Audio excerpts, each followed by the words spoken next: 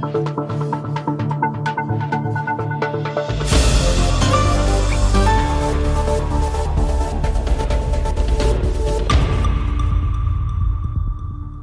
listening to a podcast from DCT Audio.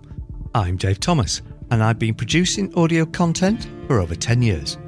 Thank you for listening to this edition of the programme. I do hope you enjoy it.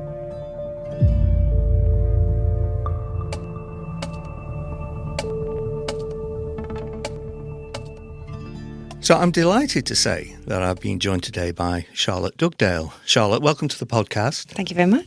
I always like to start with exploring a guest's childhood, as I think it can help to inform future life experiences. So would you be able to share just a little bit of that with us? I had a relatively normal childhood, I would say. My parents were wonderful, hardworking. I have a brother and a sister, older. I'm the youngest. I had a great childhood. We travelled a lot to America when we were younger, which was really nice with some of my dad's work. He is also a landscape gardener at the same time, but he writes a few books, my dad. And yeah, I was always quite a sporty child. School, it was kind of here nor there. I didn't really care too much about school. I cared more about playing sport and going outside, playing with other kids, that kind of thing. And nothing too crazy happened within my childhood, if I'm honest. And I suppose we're probably going to get into this a little bit later. When I've always, since as long as I can remember, I've always struggled with anxiety as a child. It came very prevalent within my teenage years. So I think that's why maybe sport and all of those things were quite a big part of my life because they levelled me out in a way. But apart from that, no, I had a great, happy childhood. Isn't it interesting? You talk about anxiety, and there can be all sorts of causes why people do get anxious. I suppose no real reason to suffer from anxiety from what you've seen as a child. So why do you think that kind of manifested itself in you? Oh, well, you tell me. I wish I knew. I was with a counsellor the other year and she said, we need to find a place where it happened. And I was like, I honestly cannot pinpoint it. I genuinely feel it's just within me. It could be a chemical imbalance as well. I think that could be the case here. And I think it's just always been there. I've always gone through the kind of waves of either low mood, anxiety, feeling great. And then it's just continued throughout my entire life. And I can remember being in high school and feeling it, not really knowing what it was. And nobody really spoke about it then. You know, it's way more out in the open now. Whereas back then it was, oh, no, she's just a bit weird. They were all a bit weird. Well, you began your working career supporting people with drug and alcohol addiction in prisons and later social care, I believe, which I think can give us a clue as to the sort of caring person you are, I suppose. But that work came at a price, didn't it? And I wonder if you could share some of your own mental health challenges at that time. Ah, yes. So I'm trying to think of dates off the top of my head. On the way here, I was trying to pinpoint everything so I wouldn't forget. I always wanted to work with criminal behaviour. It was always my aim. And no offence to yourself, I never wanted to go in the police. I don't blame you. The police wasn't where I wanted to go. I wanted to work more in the psychology within prisons. So when I went to university, I studied forensic psych. And I would have loved to have gone on to do a master's there, but I couldn't afford it. And I couldn't, after finishing my dissertation and all of that, I couldn't bring myself to carry on in education, if I'm being completely honest. So I moved into drug and alcohol work in prisons in the Northwest, quite a few different prisons. And I loved it. I loved it so much. I worked with young offender males, I worked with older males, and then I worked with females, both young and older. And I found the work really fulfilling.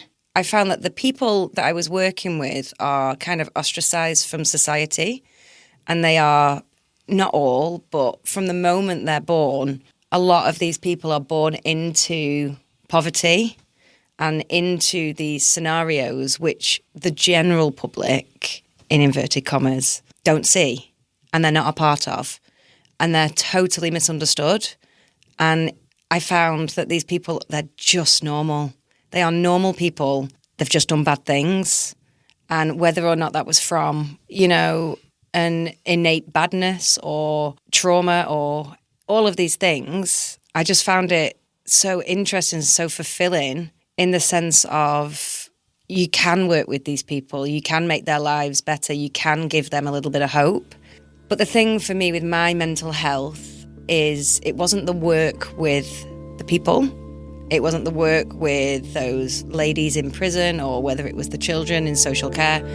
It was the organisation of the organisation that I found the most stressful.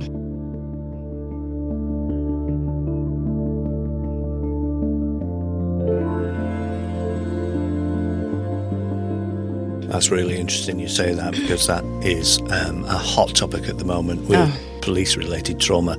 Not so much the incidents that officers are attending, but the organisation that they're working for. Yeah. So I left prisons off the top of my head, maybe 15 years ago. And then I moved into social care. And both of those organisations then were a mess, were a complete mess. And I'm not saying that from the managers were a mess and the people who worked there were bad, because they weren't. They were excellent. They were such amazing people. It was the funding, it was the overload, it was the constantly piling on to the staff that was just crazy. It was crazy, and that was the kind of point of the decline. It's interesting. What alarms me, what you've said, is that 15 years ago. I know, yeah. Nothing's changed. Nope, it's probably got worse. Nothing's changed. So how did that day-to-day basis, how did that affect you then? So I am not a trained social worker. I didn't go into social care as a social worker, and hats off to people who become social workers. I went in as a family support worker. So we worked in a team that was just below the highest level of social care with where there'd be lots of court attendances and things like that. So we were preventing them from going up into the main or the big area of children's social care. And I worked with parents who use drugs, children who use drugs, and then started to move into a lot of domestic violence, which comes hand in hand with the drugs and alcohol. So I'd go in the morning and they'd say, okay, so my caseload should have been, say, 30 for over a week. And that is the standard where you can get work done. You can visit families at least once a week. You can get your reports written. You can do all of those things. I think at one point I was over 60 families. It's been a long time now. I can't remember the section number. They should have been with the social workers in the team above us. Very dangerous situations for children, having to attend court dates, things like that, which I'm not trained to do that. But I was kind of pushed into that overcapacity, and I was struggling. And I was living in London at the time, which is a struggle anyway. It's a fantastic place to live, but you have no money. Even if you earn a good wage, you can't go out every evening and see friends. You can't do those things. So you're on a budget anyway. I used to go home and cry because I used to take my laptop home, try and do the work at home. My mind would be frazzled. Then I'd go in the next day. They'd expect you to go in early because the reports wouldn't write themselves. They had to be written because you're saving children's lives, essentially, and you're trying to make that better. I remember saying to my boss when I had an appraisal, you can't give me any more cases. They say, yeah, we understand. A week later, 10 more on your desk. And you think, something's got to give. And it did with me. From that job, I got signed off. I got signed off twice. Did I get signed off twice? I was signed off once because I was living with my friends. And I woke up one day and I hadn't washed my hair in a long time. I wasn't eating properly. I was kind of in a daze. I wasn't communicating. I wasn't talking. My friend says, you need to go to the doctor. You are not well. And I went to the doctor and they said, you are not going back to work. And I said, no, I've just got to call my boss because I've got to hand over these things. And they said, that's what bosses are for. They can deal with that. You're taking at least a month off. And I remember that week, they kept calling me. My managers kept calling me. My doctor had said to me, you do not answer the phone. You don't answer the phone because they're going to be asking you about work and this is your time to not go in. But they kept calling. Don't get it, do they? No. They don't get it.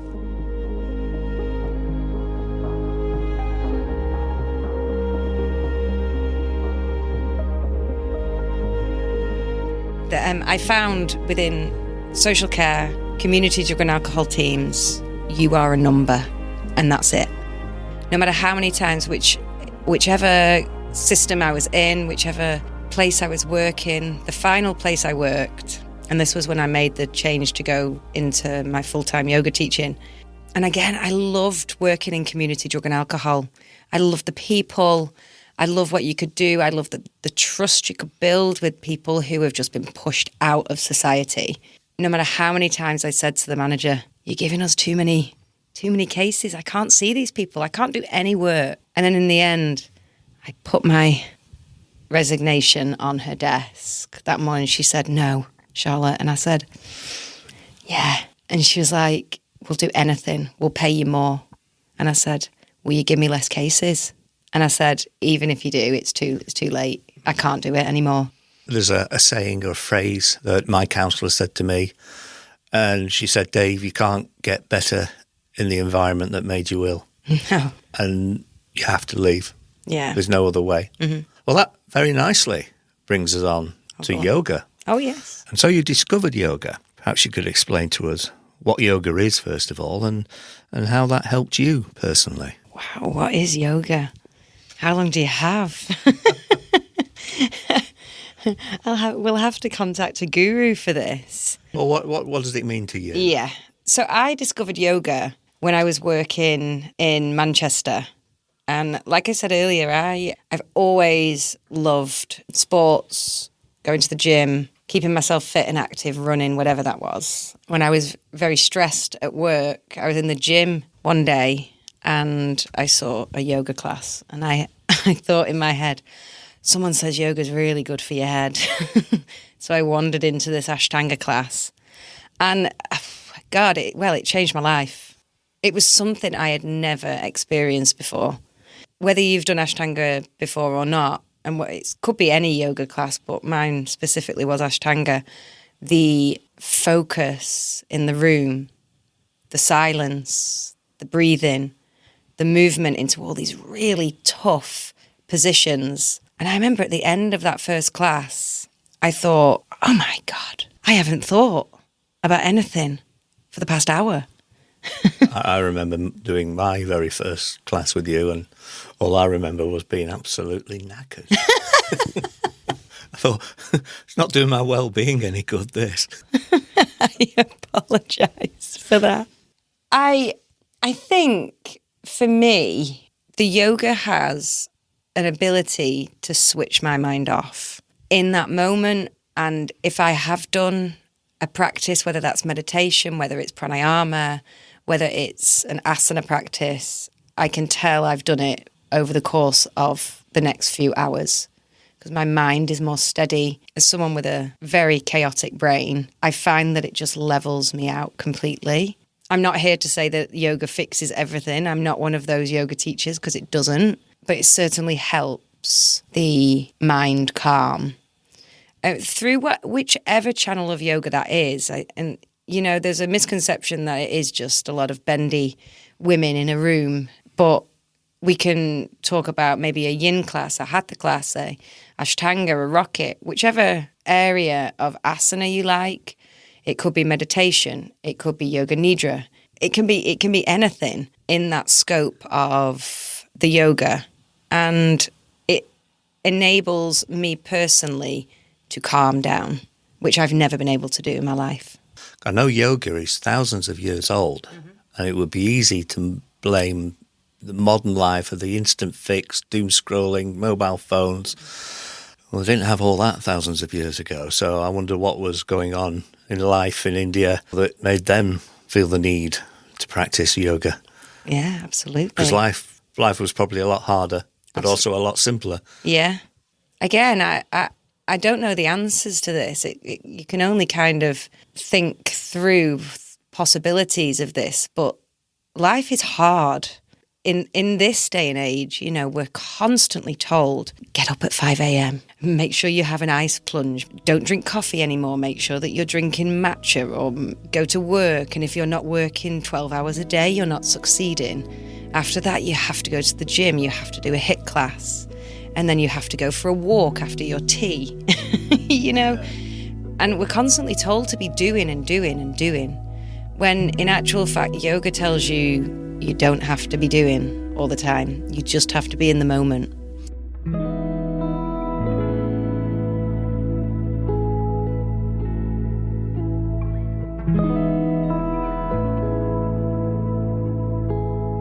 Doing nothing is actually doing something. Well, yeah, I suppose it is. There's a misconception that yoga teachers are perfect, and we're not. We are not. But how often do you get up in the morning, you go downstairs, you maybe go to the toilet, then you go and put the kettle on, you make yourself a cup of tea, cup of coffee, you put in a slice of toast, you butter your bread, you eat it, then you get in your car and you're on your way to whether it's work, an appointment or whatever, completely mindlessly. You don't quite know how you've got to the car. You've just done it on autopilot. It's that journey home and you don't remember it. Yeah, exactly. The majority of people, myself included, do that day in, day out. It's in my mind because we're exploring it in my class this week. There's a really nice kind of philosophy in Zen. It's Zen philosophy, and it's called a beginner's mind. And it's even if you have done something over and over again, even if you've done it a million times, you've drank a cup of tea a million times, think of the one that you're doing right now as if it's the first one you've ever had. That's incredible, because listening to you, I was thinking, right, I've got a really good example that I had with a Tai Chi teacher. And it's exactly what you just said. It starts off as experience the feeling of your feet on the ground. So all these things are cumulative. So once you've done that, just listen, not to the thoughts in your head, but just listen to what's around you. We were in a forest at the time and said, right, well, just look at the trees. Imagine you're looking at that tree the first time you've ever seen a tree. God, it was hard. And I bet it was beautiful. But it really was. Yeah. And it's all designed to stop that flywheel that's your mind and all those thoughts that come in and come out. I was doing some reading over the weekend, because I do when I have themes in class, and I was reading about it, and it said when we've done something a million times, we put labels on it and we assume that we know everything about it. So you've seen the trees in your garden a million times, but just take that away and look at them. Yeah. They're still beautiful. Have you actually seen them? Yeah. Have you actually taken time to look at the colours? How amazing it is that tree is that way. I just think that's amazing. I've got and I mentioned this in a podcast I did the other day of a friend who's into Buddhism, and he said, imagine your mind is a train station, and that your thoughts are the trains coming in and out the station, and you're stood on the platform, and sometimes the trains will just fly straight through, and sometimes the trains will stop. The secret is not to get on the train. And that was basically, yes, you're going to have thoughts, but just let them go. Don't hold on to them. What about if there's a train crash in your brain? Yeah. Quite often. We're all saying the same thing, aren't we? Whatever philosophies people follow, it's about turning off those thoughts that are just intrusive constantly, over and over and over again. I mean, I catastrophize quite a lot. Me too. The what ifs, which wasn't good when you spent 2 years in family protection, safeguarding suspects and victims, and you're going through the scenarios. What if this happens? What if that happens? Yeah. Keep me awake at night. But is that not something you were taught to do in that area of work? Surely you were trained for the what ifs. Yes. So that made me a professional catastrophizer. Yeah. Thank you. Yeah, it wasn't a good combination. No, not at all. Such was the impact of yoga on your life that you decided to travel to Rishikesh in India, the home of yoga, to undertake your teacher training. Oh, that sounds amazing. Go on, tell me about that. I was lucky enough because the one plus side of working in social care is you can take sabbaticals. You're not self-employed. So I was lucky enough to get a year off. How old was I? Maybe I was 26 at the time. I can't quite remember. I thought, I'm getting a bit old to put off this travelling anymore. I'm going to go and do it. So me and my friends packed a bag and left. We did quite a lot of travelling before the yoga. But before I left, because I knew that yoga was such an amazing thing for me, I had already pre-booked my yoga teacher training at the beginning of the year. After a good couple of months, I travelled over to Rishikesh. So it's in North India, right in the Himalayas. Oh my goodness. It was stunningly beautiful. It's an experience like no other, really. And, you know, it's a cliche to say these things, but it did change my life. I met some people there that I'm still some best friends. It's a month of very, very deep work.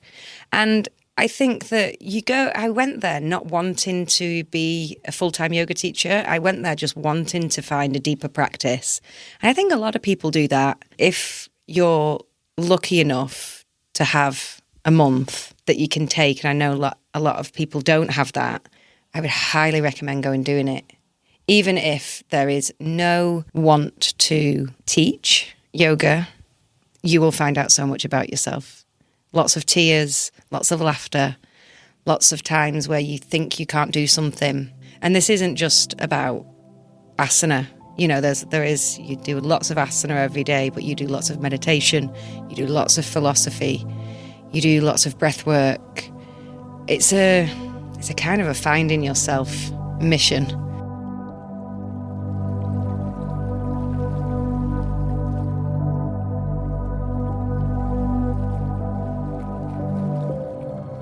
You're describing that, and straight away I'm feeling a bit scared about that. Oh, really? Why? Well, you said about finding out about yourself. Oh, yeah. And everybody's personality, there are things that perhaps we don't want to look at. I think that's a scary bit. Yeah, it's very scary.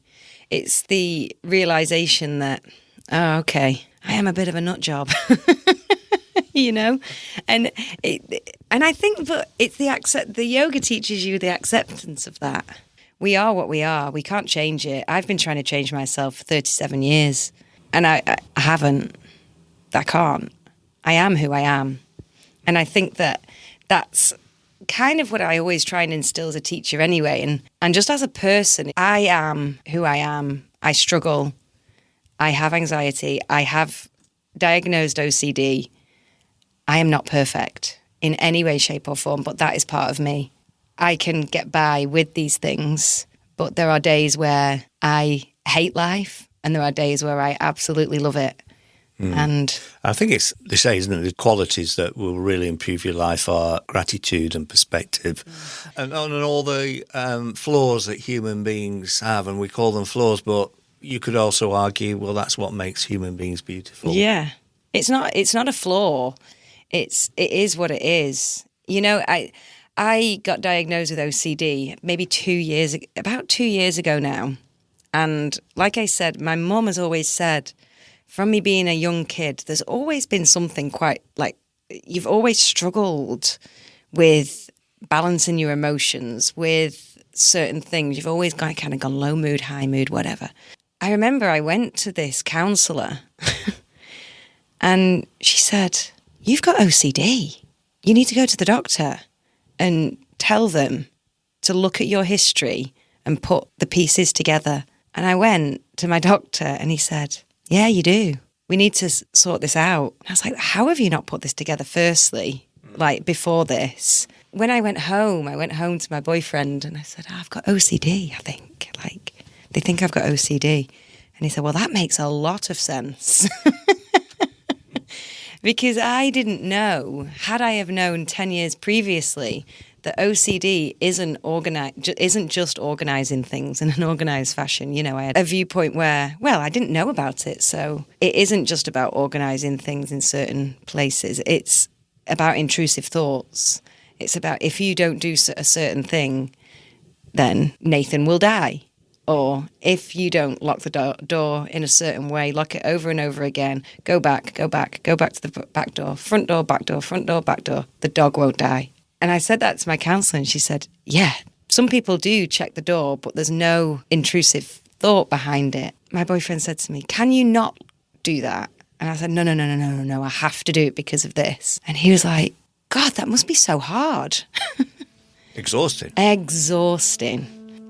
Kind of bringing it back to the yoga and what's really important for me and what it taught me, either my first yoga teacher training, it taught me about myself and how I am who I am and I can't change that, and being okay with it. And I try.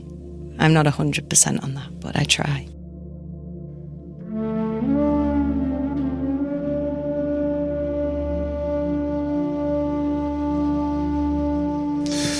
Now, it seems life has come full circle for you with over 10 years of teaching experience, I believe, and 15 years of personal practice. You've just opened your own practice in Bispham. I have. Sounds very exciting. It is. It's been a long time coming. I opened Agni. We're called Agni Yoga, Agni meaning fire. I opened on the 27th of April. So we've just been open a month, and it's wonderful. It's my own yoga studio. I've been looking for a studio space of my own for maybe 3 or 4 years. And for those that are in the commercial renting space, they'll know that that is a hard thing to find. And one came up finally after all the looking. Some people told me I was crazy because the market at the minute is mad, but you have to see, don't you? And it's going really well. It's a wonderful thing. All I wanted to do was, so I've been teaching in this area now. I moved back to London in 2019 and I was teaching part-time and then I went full-time in, I think, 2020. And I have been building a community of yogis, of people in the area, and it is so nice to be able to invite them into a home and for us to have a space that is ultimately all of ours. Personally, I know that several years you've worked very, very hard and you have built up a good, solid client base. And I think that's probably why your business is the success that it is, because you've not started cold there. No, I haven't started cold. I don't think you could. Would it ever succeed if you did? I had to build it first because I am the kind of person that I won't stop. If I'm going to do something, I'm going to put every part of my being into it. And I think what you've done over the last few years, because it is that sort of work, is that you've built up trust with the people that come to your classes. I hope so, yeah. I'm sure that you have. So what sort of things are you offering now? Well, we're a full yoga studio. We offer a full timetable across the week of different variations of yoga, so different yoga asana styles. We have hatha, we have ashtanga, we have rocket, mandala, yoga for menopause. What I wanted to do was make sure that I was offering a space for everybody. And as you know, I know that I teach a very physical practice. I teach a lot of rocket, which I am very aware is not accessible to everybody. So I wanted to make the space as accessible as possible. I've got some fantastic teachers with experience in so many areas of their lives that they can bring into the studio, and that opens up the space to everybody. We offer a free class every week, and again, that's purely so that I can make it as accessible as possible. With my background, I know lots of people cannot afford £12 a class. I'm fully aware of that. But ultimately for me, I have to pay the rent. So there's a free class that we do every Tuesday at 1:00. We offer workshops, and Agni will be the base for also the retreats that I've been running for years as well. You go to India, don't you? I did. We held a retreat in India in February this year, in Goa, which was fabulous. We did Sri Lanka last year. We're doing Mexico in November. And we've got one space left. They get snapped up. Oh yeah, quick, yeah, they do get booked up really quickly. Do you find it's the same people that come on the retreats, or do you get a good mix of? I get a good mix. Some people come again, but others are brand new. You know, it's a whole host of different people, which is great. If somebody wanted to find your studio, where are you based? We are based in Bispham on Red Bank Road. And I'm assuming you have a website that people can visit? It is agniyogastudio.co.uk. Smashing. Well, finally, and it's a question I ask of all my guests, and with the multitude of experiences that you have collected over your life, is there a single moment in your life where you've learnt more about yourself than at any other time? Well, there's been quite a few. I think being signed off from work was a huge indicator of how my mind fails me sometimes and how I need to look after it. And it was a very negative experience, but I've never let it happen again, which changed my life. I'll never let myself get to that point again. One of the other things, and I was thinking about this last night, anticipating what was going to come up today, I did a Vipassana course. Have you heard of Vipassana? No. So it's 10 days of silence. And they're all over the world. It's a style of meditation. And I signed up, and it was during the midst of all the craziness when I was working down south. And you go and you are silent. But not just silent, you're not allowed to look at anybody else. You're not allowed to read. You're not allowed to write. You're not allowed to speak. You're not allowed to listen to music, no TVs. You're not allowed to do any exercise, no practice in asana, nothing. You can go for a walk once a day around the garden. On day 10... You were climbing up the wall. During this time, you are learning this style of meditation, which is mind-blowing. But I remember I came out at the end and I called my mum, because you're obviously not allowed contact with it, no phones. And she said, "How do you feel?" And I said, "I've got nothing in my head. Nothing." So that I can have nothing in my head. Yeah. And there are people who have nothing in their head. And I thought, wow, I really need to work on my... Yes. Well, that's a great way to end the podcast. Charlotte Dugdale, thank you very much indeed. Thank you so much for having me. DCT Audio. The art of good listening.